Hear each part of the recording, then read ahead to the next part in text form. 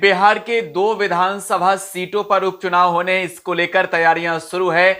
आज अधिसूचना भी जारी कर दी गई है। लेकिन इस बीच बात अगर हम बिहार की सियासत की करें तो नेता प्रतिपक्ष तेजस्वी यादव दिल्ली में है और बड़ी रणनीति बना रहे हैं। ये बड़ी खबर इस वक्त की आपको दे रहे हैं। अपने पिता आरजेडी सुप्रीमो लालू प्रसाद यादव से मुलाकात करने के लिए तेजस्वी यादव दिल्ली गए हैं और दिल्ली में अपने पिता से मुलाकात कर बिहार की सियासत की चर्चा करेंगे और साथ ही किस तरीके से दोनों विधानसभा सीटों पर होने वाले उपचुनाव में जीत दर्ज करना है महागठबंधन को, इसकी रणनीति भी अपने पिता के साथ तेजस्वी यादव बनाने गए हैं दिल्ली में। तो इस वक्त की सबसे बड़ी खबर आपको दे रहे हैं। आरजेडी नेता व बिहार के नेता प्रतिपक्ष तेजस्वी यादव फिलहाल दिल्ली के दौरे पर है और दिल्ली से पटना लौटेंगे और पटना पहुंचते ही तेजस्वी पार्टी की ओर से जो कैंडिडेट बिहार के चुनावी मैदान में उतारे जाएंगे उसके नामों की घोषणा करेंगे। ये बड़ी खबर इस वक्त की आपको दे रहे हैं। नेता प्रतिपक्ष तेजस्वी यादव दिल्ली से लौटते ही तारापुर और कुशेश्वर स्थान से कौन चुनाव लड़ेगा इस बात की घोषणा करेंगे।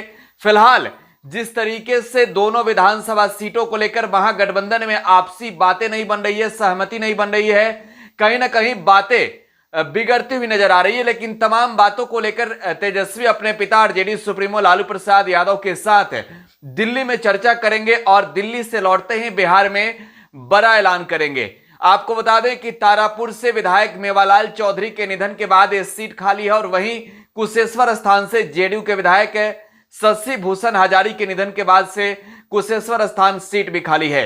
लिहाजा दोनों सीटों पर चुनाव होने हैं। 30 अक्टूबर को वोट डाले जाएंगे, नतीजे 5 नवंबर को आएंगे। लेकिन रणनीति बननी शुरू हो गई है। आज अधिसूचना जारी कर दी गई है और अब जेडीयू के अंदर खाने की बात करें तो जेडीयू की ओर से लगभग नाम तय कर दिया गया है। लेकिन आरजेडी और कांग्रेस के बीच चर्चा चल रही है कि किस तरीके से कौन चुनाव कहां लड़ेगा, क्योंकि इससे पूर्व में अगर बात करें तो कांग्रेस ने अपने कैंडिडेट कुशेश्वर स्थान से उतारे थे, तो वहीं आरजेडी ने तारापुर से। कांग्रेस की ओर से अशोक राम चुनाव लड़े थे, उन्हें हार का सामना करना पड़ा था। जेडीयू के शशि भूषण हजारी ने उन्हें हरा दिया था। तो वहीं तारापुर से चुनाव दिव्य प्रकाश आरजेडी से लड़ी थी, जिन्हें हार का सामना करना पड़ा था। मेवालाल चौधरी ने जेडीयू को हराया था। और अब जब विधानसभा के उपचुनाव हैं तो तेजस्वी दिल्ली गए हैं, अपने पिता आरजेडी सुप्रीमो लालू प्रसाद यादव से मुलाकात कर रणनीति बनाएंगे।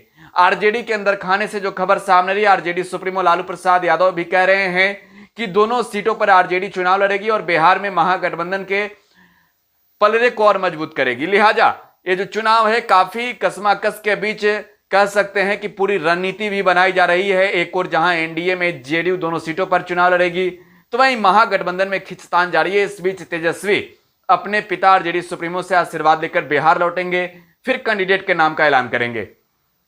दिल्ली में बैठे RJD supremo Lalu Prasad Yadav master plan बना रहे हैं किस तरीके से बिहार के चुनावी मैदान में इस बार उनके छोटे बेटे तेजस्वी अपने कैंडिडेट को उतारे तो जीत दर्ज कर सदन में जाएं।